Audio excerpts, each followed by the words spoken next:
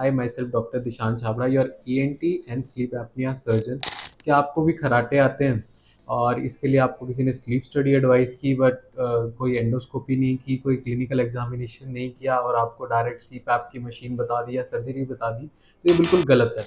तो हमने अपने लास्ट एपिसोड में बात करी थी, कि पिछले एपिसोड में बात करी थी स्लीप स्टडी के बारे में। अब स्लीप स्टडी के बाद जो इम्पोर्टेंट टेस्ट है जिससे हमें पता चलता है कि आगे क्या डिसीजन लेना है, स्लीप स्टडी हुई, उसके बाद हमें पता चला कि हमारे को ऑब्स्ट्रक्टिव स्लीप एपनिया है, मतलब हमारे सांस लेने में कोई रुकावट आ रही है जिसकी वजह से हमें खराटे आ रहे हैं।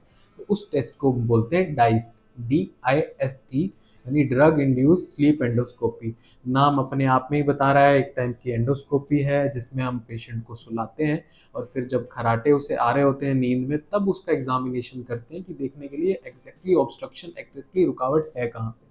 अब किस किस लोगों को इन जांच की जरूरत है, सबसे पहले वो डिस्कस करेंगे।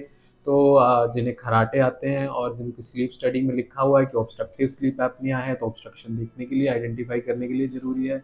किसी को सीपैप की मशीन दे दी है किसी ने, बट उसका कुछ फ़ायदा नहीं हो रहा है, तो भी आपको ये टेस्ट कराना चाहिए। तीसरा कि आपको वज़न रिड्यूस करने के लिए बोला था, आपने वज़न रिड्यूस कर लिया पर खराटे बंद नहीं हुए, तो भी कराना चाहिए टेस्ट। तो ये कुछ इंडिकेशन है इस टेस्ट को कराने के लिए। अब इसमें स्टेप्स क्या होते हैं? स्टेप्स में सबसे पहले प्रिपरेशन होती है। प्रिपरेशन में आपको एक ड्रग दिया जाता है, एक दवाई दी जाती है, वो चाहे आपको पिला के दी जाए, चाहे आपको आईवी दी जाए, उसके बाद आपको नींद आ जाती है। एक बार आपको नींद आ गई तो डॉक्टर क्या करेगा, एक आपको एंडोस्कोप लेगा, वो नाक के रास्ते से जाएगा और देखेगा जब आपको खराटे आ रहे हैं तो कौन सा पार्ट है जो कोलैप्स हो रहा है, जो बंद हो रहा है।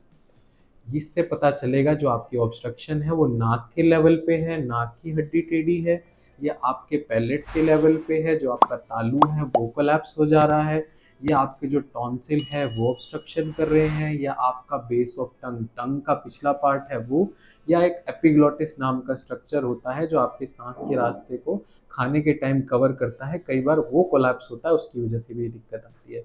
तो इसका फ़ायदा क्या होगा?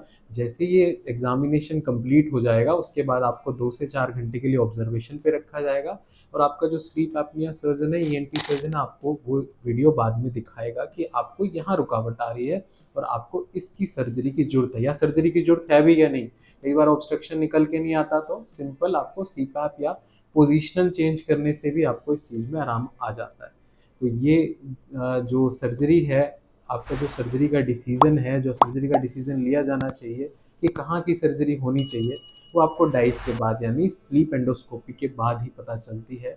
इसमें जो मिथ हैं वो भी मैं दूर करना चाहूँगा कि ये टेस्ट खतरनाक है, ये टेस्ट में कॉम्प्लिकेशन होने के चांसेस रहते हैं, तो ऐसा बिल्कुल भी नहीं है, ये टेस्ट बिल्कुल ही सेफ़ है। दूसरा, इस टेस्ट में दर्द होता है, ऐसा बिल्कुल भी नहीं है।